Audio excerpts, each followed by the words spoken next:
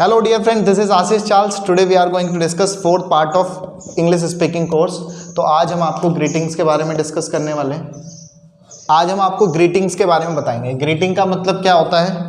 Greeting का मतलब आपको दूसरों से जब इंटरेक्ट करते हैं तो आप उनसे किस तरीके से मिलते हैं, उसको ग्रीटिंग्स कहते हैं। जैसे आप किसी को नमस्ते कहते हैं, hello, hi, how are you, इस तरीके के सवाल करते हैं तो इनको ग्रीटिंग्स कहा जाता है। ग्रीटिंग्स मतलब आप किसी के बारे में हालचाल उनके पूछते हैं या आप उन्हें good morning, good afternoon, good evening इस तरीके के शब्दों का इस्तेमाल करते हैं, तो उसी चीज़ को ग्रीटिंग्स कहा जाता है। तो ग्रीटिंग्स में हम किसी को ग्रीटिंग करते हैं या किसी से मुलाकात करते हैं तो हम उसे कैसे मिलते हैं, क्या क्या कह सकते हैं। तो यहाँ पहला शब्द हाय, ये सारी चीज़ें आप लोग पहले से भी जानते हैं। Hi, hello, hello there, howdy. Howdy भी एक नया टर्म है जिसके बेसिस पर हम हेलो ही करते हैं। हाउडे इस तरीके से बोला जाता है। हे, हाउ आर यू या यो, हाय ब्रो, इस तरीके के जो टर्म हम इस्तेमाल करते हैं तो हम ये यूज़ कर सकते हैं। Hello, hi, how there, howdy, hey, you, इस तरीके के शब्दों का हम जब हम किसी से मिलते हैं, मुलाकात करते हैं तो hello, hi, how are you के लिए हम इस तरीके के शब्दों का इस्तेमाल करते हैं। इसमें हम आपसे जैसे किसी से कुछ पूछना हो सामने वाले से कि आप कैसे हैं, इस तरीके से, या किसी के बारे में पूछना हो वो कैसे हैं इस तरीके से, तो how are you, how are you, how are you, how are you finally मतलब अगर फ्लुएंटली के साथ बोलना हो, या स्लैंग बोला जाता है। अमेरिकन वाले जो स्लैंग इस्तेमाल करते हैं, how's you, how are you, तो वहाँ पे आर आपको साउंड ही नहीं आता। इवन उनकी इंग्लिश सुनते हैं जब हम तो आर वर्ड तो मैं कहीं देखता ही नहीं हूँ, क्योंकि वो इस तरीके से बोलते हैं कि आपको आर कहीं सुनाई नहीं देता। तो हाउ आर यू या हाउज यू, तो how are you, how's it going, कैसा चल रहा है, और भाई क्या हालचाल चल रहे हैं, कैसा चल रहा है। How's it been, how's it been का मतलब भी यहाँ पे यही है कि कैसा हो रहा है, कैसा है। और हाउज एवरीथिंग, कैसा है, सब कुछ कैसा है। हाउ हैव यू बीन, इसका मतलब भी यही है कि कैसा है आप लोग। हाउज ट्रिक्स, ये एक नई चीज़ है आपके लिए।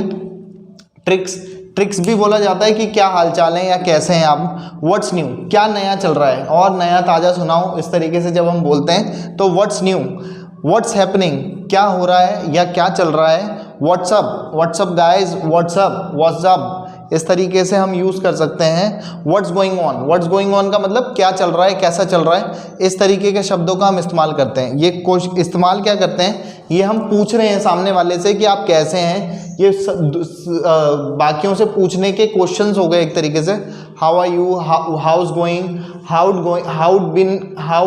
Is it been, how's everything, how have you been, how's tricks, what's new, what's happening, what's up और व्हाट्स गोइंग ऑन। सो यहाँ पर हम ये जो हम इसके आंसर दे रहे हैं, तो how are you, I am fine, I am absolutely fine, I am cool, I am wonderful, I am marvellous, I am tremendous, I am great, I am all right, I am no complaint. मतलब हमें ज़िंदगी से कोई शिकायतें नहीं है, कोई भी शिकायत नहीं है, हम बढ़िया हैं, मस्त हैं। तो इस तरीके के बात को आप इस्तेमाल कर सकते हैं। वो कैसे हैं, हाउज ही, वो कैसे हैं, तो he is fine, he is absolutely fine, he is cool, he is wonderful, he is marvelous, he is tremendous, he is great, he is all right, he has no complaint, उसकी कोई complaints नहीं है ज़िंदगी से, no complaints, everything is fine, everything is better। अगर आपकी ज़िंदगी में सब कुछ बढ़िया ही नहीं चल रहा होता तो हम सही नहीं चल रहा या बहुत अच्छा नहीं चल रहा, तो हम बोलते हैं not good, I am not fine और not good, not so much good, not so good, not well, not very well। क्रमी, ये क्रमी एक वर्ड है जो बताता है कि बहुत कुछ अच्छा नहीं चल रहा है, अच्छा नहीं है। Lousy, not, it's lousy, lousy means not fine, I am not fine, I am lousy, इस तरीके के टर्म्स का हम इस्तेमाल कर सकते हैं। या बस ऐसे ही चल रहा है, ऐसे ही जैसे हम बोलते हैं जनरली कि ऐसे ही चल रहा है, तो एज़ यूजुअल हम एक टर्म का इस्तेमाल कर सकते हैं कि जैसे चलता ही था या जैसे चलता ही है वैसे ही, नॉर्मली जैसे ज़िंदगी कट रही है तो वैसे ही, इट्स एज़ यूजुअल। तो इन तरीके का हम इन टर्म्स का हम इस्तेमाल कर सकते हैं ग्रीटिंग्स किसी को बताने के लिए, किसी को हालचाल पूछने के लिए, इस तरीके के टर्म्स का हम इस्तेमाल कर सकते हैं। जनरली हम आई एम फाइन बोलते हैं तो हमारे पास और भी टर्म्स हैं उसे और बेहतर करने के लिए। आई am cool, I am absolutely fine, I am tremendous, I M fabulous, I am fantabulous. Fabulous मैंने यहाँ लिखा नहीं है, मैं एक टर्म और भी ऐड कर लेता हूँ इसमें। फैबुलस मीन्स बेहतरीन, बहुत ज़बरदस्त है। फैंटाबुलस, फैंटाबुलस का मतलब भी बेहतर और बहुत बेहतर, ज़बरदस्त होता है। आई am great, I am fine, I am absolutely fine, इस तरीके के हम शब्दों का इस्तेमाल कर सकते हैं जब हम किसी से, कोई हमसे ग्रीटिंग पूछता है। और जब भी कोई आपसे पूछे तो सबको बहुत अच्छे से ही जवाब देना पड़ता है, या देते ही हैं हम, कि सब कुछ बढ़िया चल रहा है, ज़िंदगी की बैंड भी बजी हो तभी भी हम बहुत बढ़िया ढंग से बोल रहे होते हैं। और बोलना भी चाहिए, सामने वाले को लगना चाहिए मज़े इसी के ही हैं। तो बस ऐसे ही आप लोग इस्तेमाल कर सकते हैं। और कुछ अच्छा नहीं चल रहा हो कभी तो आप not good, it's not so good, not well, not very well, it's crummy, it's lousy, इस तरीके के टर्म्स का इस्तेमाल हम यहाँ पे कर सकते हैं। तो कुछ हम यहाँ से शुरुआत सुबह से स्टार्ट करते हैं कि अगर जैसे हम टाइम विश करते हैं तो टाइम के अकॉर्डिंग टाइम विशेस की जाती हैं। तो जैसे हम गुड मॉर्निंग बोलते हैं तो गुड मॉर्निंग रात के 12 बजे से लेकर के, रात जब 12 बज जाती है तो रात के 12 बजे से लेकर के सुबह के गुड मॉर्निंग ही चलता रहता है दिन के 12 बजे तक। गुड मॉर्निंग 12 बजे से लेकर के रात के 12 बजे तक दिन के हम क्या 12 बजे तक हम क्या कहते हैं, गुड मॉर्निंग टर्म का इस्तेमाल करते हैं। जब 12 बज जाते हैं तो 12 से लेकर के 4 बजे तक का जो टाइम होता है उसमें हम गुड आफ्टरनून टर्म का इस्तेमाल करते हैं। गुड आफ्टरनून, कुछ मोस्टली मैंने सर्च किया था तो ये 5 बजे तक का टाइम दिखा रहा था, लेकिन जनरली जो टाइम होता है इवन वो भी वो जनरली करके लिखता है कि जनरली 4 बजे तक बोलते हैं। 4 से लेकर के शाम के 8 बजे तक गुड इवनिंग टर्म का इस्तेमाल किया जाता है, गुड इवनिंग शब्द का प्रयोग किया जाता है, गुड इवनिंग। और 8 बजे से लेकर के रात के 12 बजे तक जो फिर टाइम यूज़ किया जाता है उसमें जब आप किसी से मुलाकात करने के बाद लास्ट में ख़त्म करते हैं, बात को एंड करते हैं, तो आप सिंपली गुड नाइट कह सकते हैं। तो ये टाइम शेड्यूल्ड है, good night, good morning, good afternoon, good evening, good night. तो 12 बजे से रात के 12 बजे से दिन के 12 बजे तक हम गुड मॉर्निंग कहते हैं, फिर दिन के 12 बजे से 4 बजे तक गुड आफ्टरनून टर्म, फिर गुड इवनिंग टर्म, और ये गुड नाइट जब रात लास्ट में हमारी बात कॉन्वर्जेसन एंड होती है तो कॉन्वर्जेसन ख़त्म होने के बाद हम इस गुड नाइट टर्म का इस्तेमाल करते हैं। तो अभी हम यहाँ पे कुछ और टर्म्स के बारे में बात करेंगे। कुछ ये तो हमने आज की ग्रीटिंग्स के बारे में आपको बताया कि किस तरीके से करते हैं। आप इसे नोट कर सकते हैं, इसका स्क्रीनशॉट ले सकते हैं, इसे पॉज कर सकते हैं।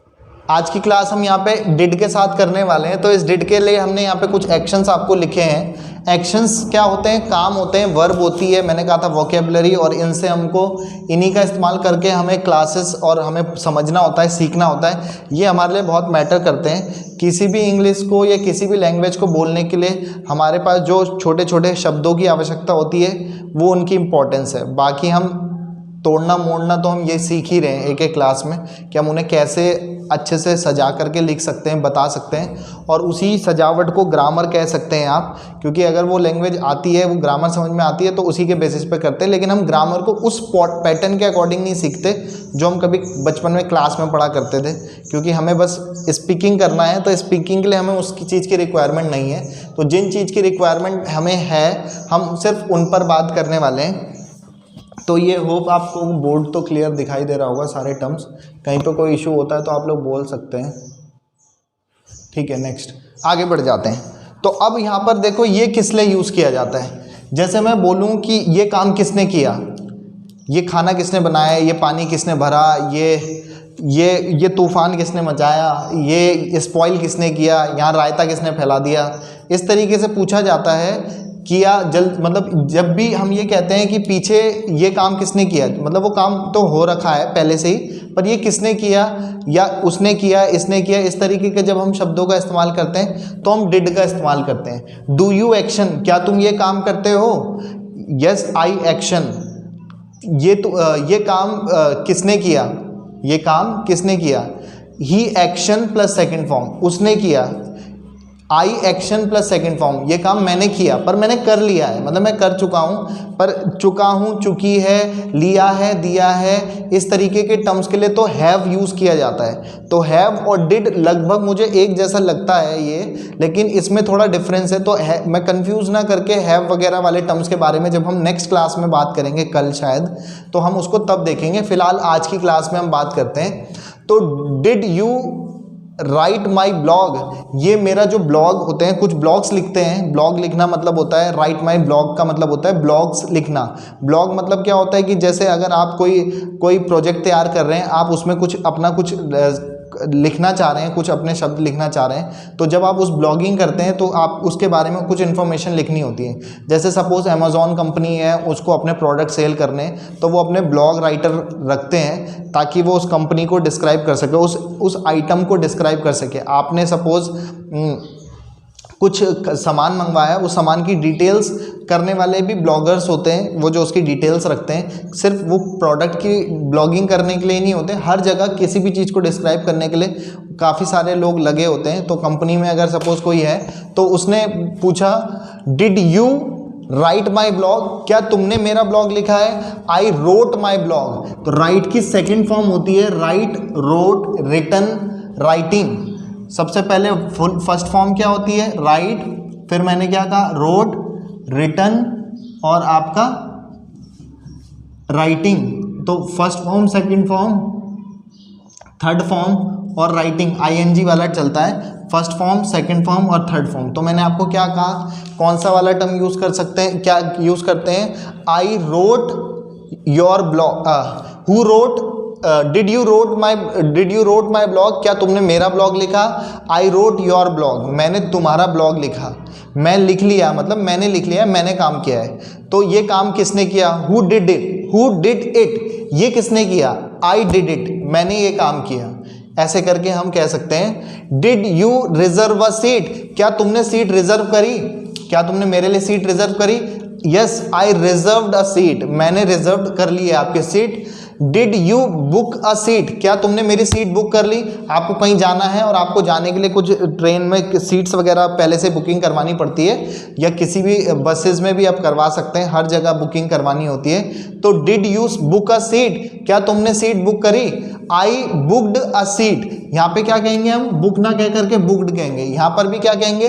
आई reserved a seat, second form बोलेंगे तो I reserved a seat, I booked a seat. Generally second form के लिए ईडी टर्म ही यूज हो जाता है, जैसे reserved a seat, I booked a seat.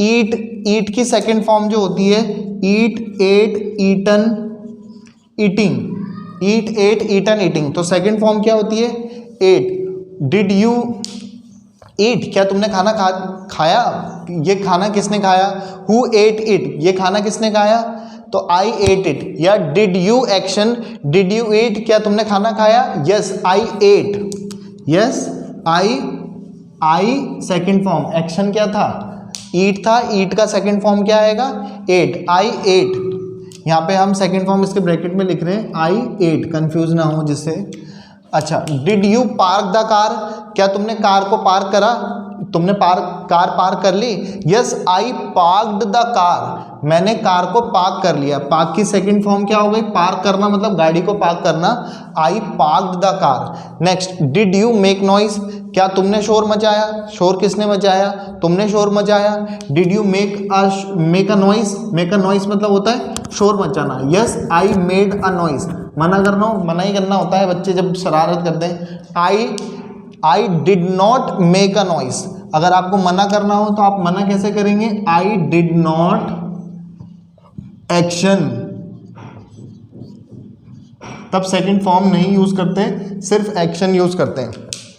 अगर मना करना हो कि मैंने नहीं लिखा, I didn't, I did not, I didn't, I didn't भी कह देते हैं। अब मॉडर्न लैंग्वेज में हम शॉर्ट में डिन भी करते हैं।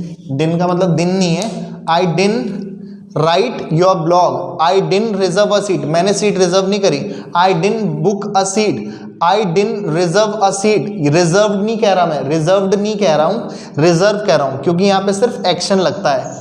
फिर आई डिड नॉट, डिडंट या आई डिड नॉट ईट, मैंने नहीं खाया। क्या तुमने कार पार्क करी? Yes I park the car, I didn't park the car, my father park the car, मैंने कार पार्क नहीं करी लेकिन मेरे पापा ने कार पार्क करी।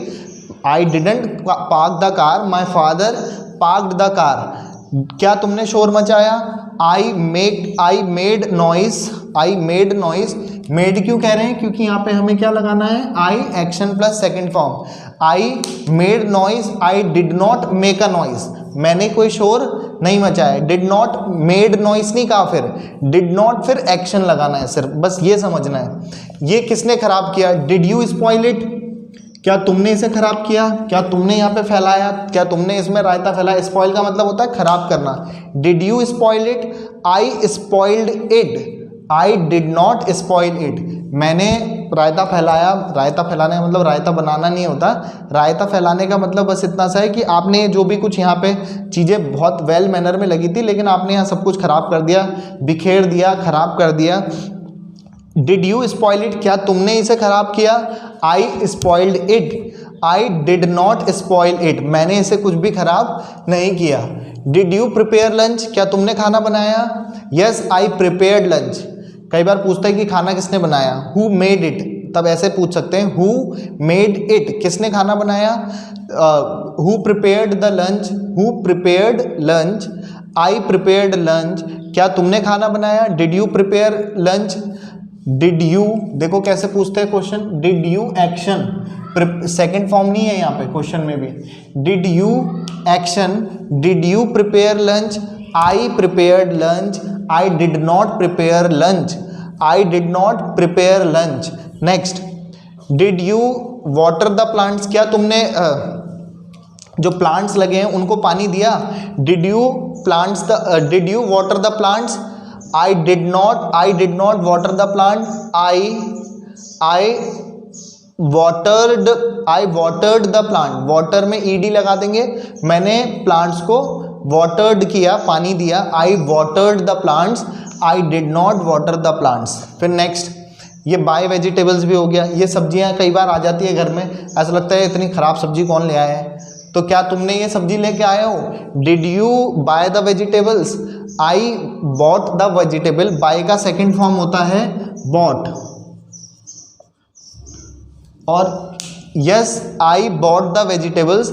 आई did not buy the vegetables. मैं नहीं लेके आया, भाई साहब लेके आए थे। I did not buy the vegetable. My brother bought vegetables. I did not buy the vegetables. My brother bought vegetables. ये सिंपली, मैं इतना बड़ा सेंटेंस अभी नहीं कर रहे हम, क्योंकि हम सिंपल पढ़ रहे हैं, तो अभी हम सिंपली बताते हैं। क्या तुम सब्जी लेके आए? Did you bye vegetables? क्या तुमने सब्जी खरीदी? I bought vegetables. I did not bye vegetables. Next, make the bed. Make the bed का मतलब क्या होता है? बिस्तर लगाना होता है। जब सोने से पहले जाते हैं तो बिस्तर लगाते हैं। कुछ लोग जंगली होते हैं जो नहीं लगाते, जितना गंदगी में 5 दिन से चादर वैसी रखी है तो वैसे भी सो सकते हैं, लेकिन ये है कि कुछ जानवर भी अपनी पूंछ हिलाने के बाद बैठता है, क्योंकि तो हम जानवर नहीं हैं, तो हम अच्छे लोग हैं, तो हमें बनाना चाहिए। जब हम बेड पे जाते हैं तो बेड लगाते हैं, पहले उसे चादर वगैरह झाड़ते हैं, तब सोते हैं। तो बिस्तर, क्या तुमने बेड लगा लिया? मेक द बेड, तुमने बेड को बना लिया, बेड को साफ सूफ कर लिया, ऐसे बोला जाता है make the bed. Did you make the bed? I made the bed. I did not make the bed. मैंने बेड को नहीं लगाया। Did you make the bed? I made the bed. I did not make the bed. I did not, made नहीं कह रहा मैं, फिर make the bed कह रहा हूँ, क्योंकि यहाँ पे सिर्फ एक्शन का फर्स्ट फॉर्म यूज करना है। लेकिन अगर हम बात करें सेकेंड फॉर्म की, I made the bed. I did not make the bed. Next, learn driving car. Learn, यहाँ पे लर्न का मतलब होता है सीखना। ड्राइविंग करना भी एक ड्राइव भी बोला जा सकता था सिंपली, लेकिन यहाँ पे लर्न कह रहे हैं। ड्राइविंग कार, ड्राइविंग कार को हम कार को ड्राइव करना सीख रहे हैं। Did you learn driving car? I learned driving car. क्या तुमने गाड़ी चलाना सीख लिया? Did you learn driving car? I learned, यहाँ पे क्या लगाते हैं? 2 टर्म यूज कर सकते हैं, LEARNED, लर्नड, और लर्नड भी सेकेंड फॉर्म होती है, LEARNT, लर्नड भी यूज कर सकते हैं। आई लर्नड ड्राइविंग कार, मैं गाड़ी चलाना सीख गया हूँ, मैं भी सीख गया हूँ। I have already done and I have already learned the driving car. But अभी हम कैसे पूछेंगे, क्या तुमने गाड़ी चलाना सीख लिया या तुमने गाड़ी चलाना सीख लिया? तो I learned driving car. I did not learn driving car, मैंने नहीं सीखा। और डिड, अब आपको यही काम जैसे मैंने यू के साथ करा, आप ही शी के साथ कोई सा भी एक्शन यूज कर सकते हैं। Did he right my blog, क्या उसने मेरा ब्लॉग लिखा। ही रोट योर ब्लॉग, उसने आपका रोट, राइट का सेकंड फॉर्म क्या होता है, रोट होता है। राइट का सेकंड फॉर्म क्या बोला था मैंने, राइट, रोट, रिटन, यहाँ पे लिखा हुआ भी था मैंने आपको। He wrote my blog, he did not wrote your blog, उसने आपका ब्लॉग नहीं लिखा।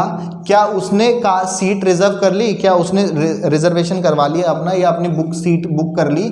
Did he reserve a seat, he reserved a seat, उसने कर लिया।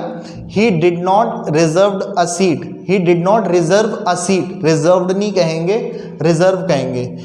ही डिड नॉट, तब मना करना हो तो कैसे कहेंगे, ही या शी डिड नॉट को मैंने शॉर्ट में क्या कहा, ही डिन एक्शन, ही डिन राइट माई ब्लॉग, ही डिन reserve a seat, he didn't book a seat, he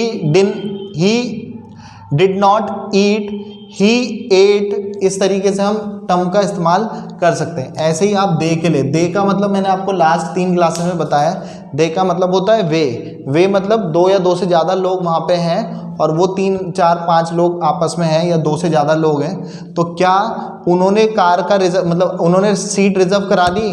did they reserve a seat, they reserved a seat, they didn't reserve a seat, उन्होंने car की रिजर्वेशन या मतलब सीट को रिजर्व नहीं कराया। क्या उन्होंने खा लिया, did they eat, did they eat, they ate, कैसे बोलेंगे answer, they ate, second form क्या होती है ईट की, एट, दे एट। और दे डिड नॉट ईट, उन्होंने अभी तक खाना नहीं खाया, उन्होंने मतलब जो और 2-4 लोग हैं जो मेहमान आए थे उन्होंने अभी तक खाना नहीं खाया। They did not eat, they ate, उन्होंने वो भी खा लिया है, उन्होंने भी खा लिया है। इस तरीके से हम बात कर सकते हैं। तो ये एक्शंस आपके सामने लिखे हैं और ये आपके फॉर्मूले हैं आज की क्लास के। आज हमने 2 बातें सीखी। सबसे पहले तो आपको विश करना सिखाया, टाइम विश करना सिखाया। टाइम विश के साथ साथ हमने बात करी है आपके पास किस तरीके से एक दूसरे से मिलते हैं जुलते हैं, कैसे हालचाल पूछे जाते हैं, कैसे रिप्लाई करने होते हैं। फिर उसके बाद हमने आज की जो क्लास थी सबसे पहले वाली डू यू एक्शन वाली करी थी, उससे पहले आर यू एक्शनिंग वाली करी थी, ही इज़ एक्शनिंग वाली करी थी, उसके बाद डू वाली करी थी, do you action, does he action, और फिर यहाँ पर डिड वाली एक क्लास हमने करी है। और कल में भी शायद हम नेक्स्ट क्लास जब हम डिस्कस करेंगे तो विल वाली भी हमने एक क्लास कर ली है। और उसके बाद हम सीखेंगे हैव, हैज़, ये कैसे इस्तेमाल करते हैं। बाकी फ़िलहाल हमारी तरफ से जी लो अपनी ज़िंदगी। नेक्स्ट क्लास में पियेंगे आप लोगों का खून। Have a good day, goodbye, good night, शुभ रात्रि।